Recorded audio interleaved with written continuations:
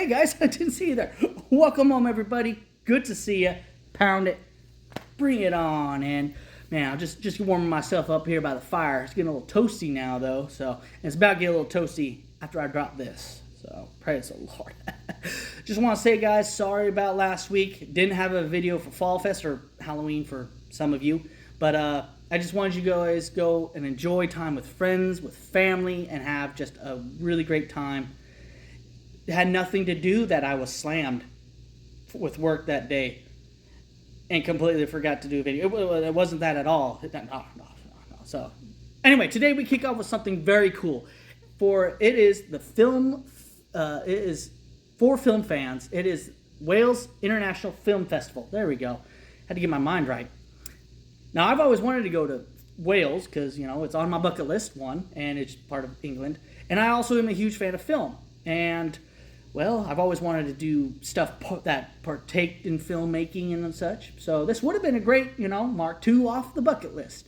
Alas, I am here. I mean, I love hanging with you guys, but we're going to go back to a little bit internationally anyway. It is International Project Management Day. So it's the day where you have to notice and you have to appreciate your over-controlling boss with an accent. Who knows? You might get some brownie points if you point it out. Treat him right. There you go. That's my advice. You might need something notarized today. Today would be the best day because it is Notary Public Day or something like that. I don't really know. It was very vague. So all those restraining orders and all those things you need stamped, today's the day. That's a little bit bittersweet, and it's not because the next thing is National Bittersweet Chocolate with Almonds Day. Really, that's literally the title. National Bittersweet Chocolate with Almond Day. Why so specific? Now, this may be good for you men out there, so take note because it's also National Men Making Dinner Day. Can I get a hallelujah, ladies? Woo! The men making dinner.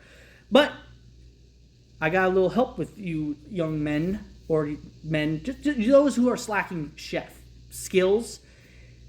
Not only is it a little bittersweet day, but also, if you have, somebody who might be a little sweet tooth, you might be able to win her over because it's also, you can use a little bit thing called Marzipan. Because it is the end of Marzipan week. Man, these things are just flowing and going together. Now, you might be asking, Dan, what is Marzipan? I am not familiar with this Marzipan. It's fun to say, Marzipan. Peter Pan, Marzipan. No. Anyway. Now, what Marzipan is a common ingredient in more of the Europe.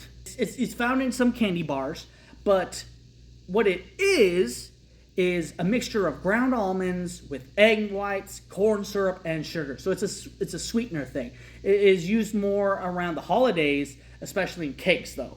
So, again, if she's a little bit of sweet tooth, you might get a little, get a little points up from that. It might be a little yummy. So yummy that you might need a little hug, a teddy bear or something.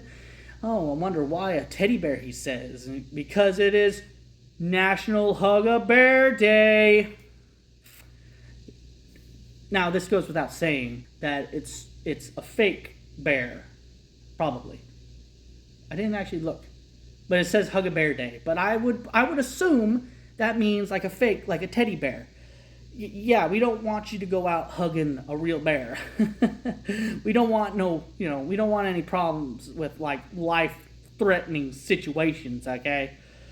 I mean, unless you're one of those people who have a bear for a pet, which is awesome, like if you're from Montana or something. But, that just goes to figure. It's because it's the end of National Fig Week. Ooh, well, that figures. That's right.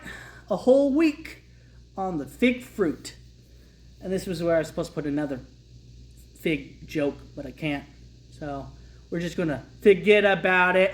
Oh, you thought I was done? Nah, I just come right back. All right, okay, that's the last one. Sorry, okay. But Okay, I'm done, all right?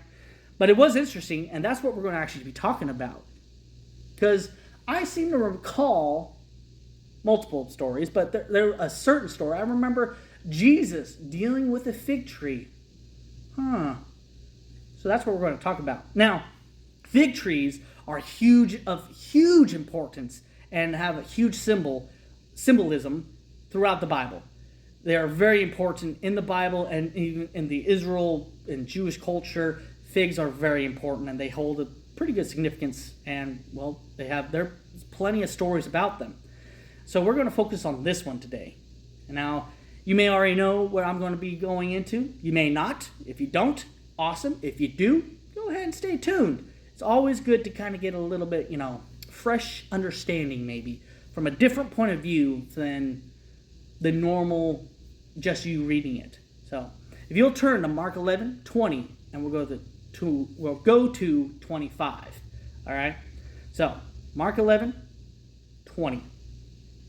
In the morning, as they went along, they saw the fig tree withered from the roots. Peter remembered and said to Jesus, "Rabbi, look, the fig tree you cursed has withered." "Have faith in God," Jesus answered. "Truly, I tell you, if anyone says to this mountain, 'Go, throw yourself into the sea,' and does not doubt in their heart, but believes that what they say will happen, it will be done for them.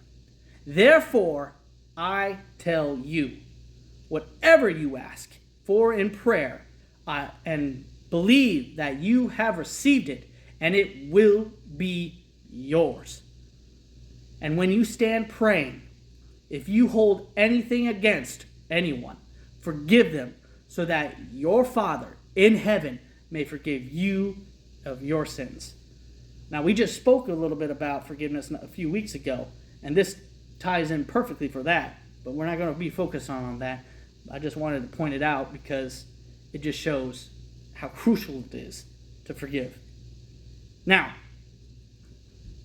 if we read a few chapters above, we would see the time where Peter was talking about.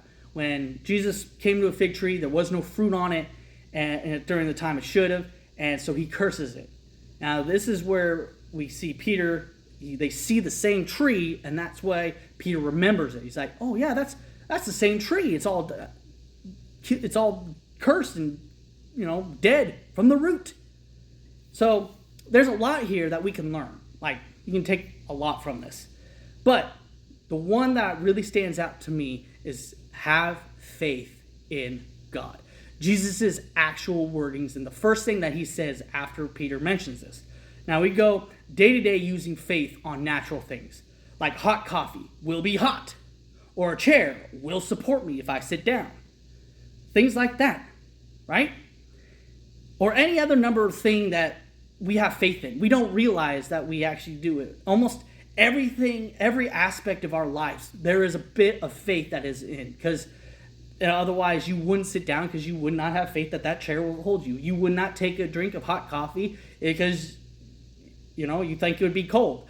I actually like colder coffee. That's me. So I guess, but yeah, I want to drink the cold coffee because I'm going to have faith that it's cold, right? We use our faith in every aspect of our life, but we just don't really fully understand it. Why did I say really? We don't fully understand that we do, but we do. Why did I keep doing that? I keep repeating myself. But faith in God is the one thing that can never, ever fail us. Because there might be times where you sit on a chair and it doesn't take you. There may be a time that you take a sip of coffee and it's not hot or cold. But that they will fail. But God never can. And he won't fail. That is what I want you to understand. And more, way more is his faith better than anything that this world has to offer. Right? So much so that if you believe without a doubt and you have no odd, you have no doubt, you can move mountains. You move mountains. Now, most of this, we include, including me, we always think about this as a big, you talk to a mountain outside, like the Rocky Mountains or Bighorn Mountains, okay? Which, this is true, and mind-blowing, but I want to continue on. It's not just that. But but it also means your personal mountains in life. Those mental, those spiritual, those emotional mountains that we all face on a daily. No matter how big and how mighty, how it may seem and look like it overbears us, and that no matter how much we reach to the top just to get over it, move it. It is the faith in God that moves the impossible in our lives. When you understand that you speak, those mountains will move. The faith moving mountains, the faith that mountains crumble under. Like I said, it's not just the physical of moving an actual mountain, but it is the mountain that is in your life. When you speak to it, you are the one that can speak and move them. Again, with faith in God. But you have to speak to those. Proverbs 18:21 says this, death and life are in the power of the tongue, and those who love it will eat of its fruit. It's kind of funny how he talks about eat of its fruit, and we were kind of, talking about the fig. I mean, that's the reason Jesus cursed the fig tree in the first place. Because he came to the fig tree that had no fruit on it when it was supposed to have it. He was hungry and it didn't. That's a whole sermon on its own, come to think of it. Dang, should have did that. But these words are real. When Jesus says, have faith in God, do it. Why? Because anyone who says to that mountain, it will happen. Any of those mountains that are too big in our mental thing, we speak to that and it will be moved. And if you have faith in God, then speak it out. We are not called to have power through his faith and do nothing with it.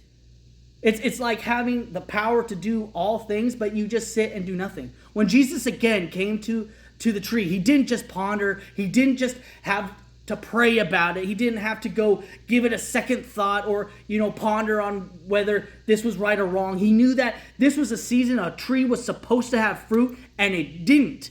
And because of that, he knew this was not of the law. This was not of nature. This was not right. And so he spoke to it and he cursed it. And there it shriveled up from the source, the root itself. The whole thing died because it was not right. So he spoke to it, and what he spoke happened. When we are in a situation that is against us, when something that is not right, that should not be happening to me, should not be happening to us, do we use that faith just as he did? Do we tell the situation what's up? Do we tell the mountain what to do to be cast out? Some people call this kind of thinking word of faith, basically, and it's been criticized. It's called was it speak it, claim it? Is that what they say? I don't know, or I think it's criticized because it's not what is usually taught. It's not complete total doctrine. Now there's a whole thing about that. We're not going to get into that because first and foremost, the word of God says it. So that's what we're going to go based off. That's what's it is. The first thing that he says, have faith in God. And he's in the following after that, we see that Jesus says that whatever you say will happen. You tell the mountain to be moved, it will be. So he said it means that it is. And second, the world knows of this power of that we confess. Now, what do you on, Dan? What do you mean by that? That the world knows this power of what you confess. When I went to school, teachers would used to say, "Don't tell yourself you're going to fail, because then you will fail." Right? I don't know if any of you guys had the same thing, but I know my teachers taught me this.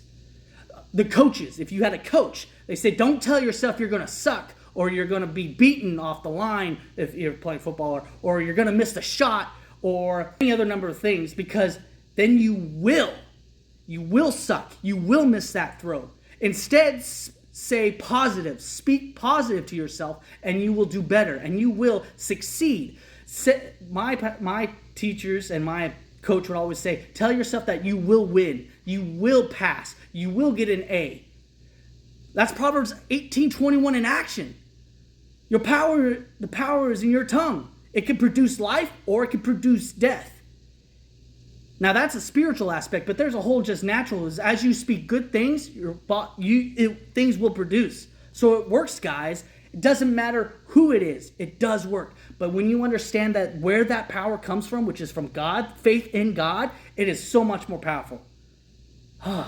Anyway, guys, I could go on, but it's about time's up. I hope you guys got something out of this. Remember this, guys. I love you guys. You are victorious. You are the royalty in God's kingdom, and I will see you in the next video. Later. I'm going to have to try some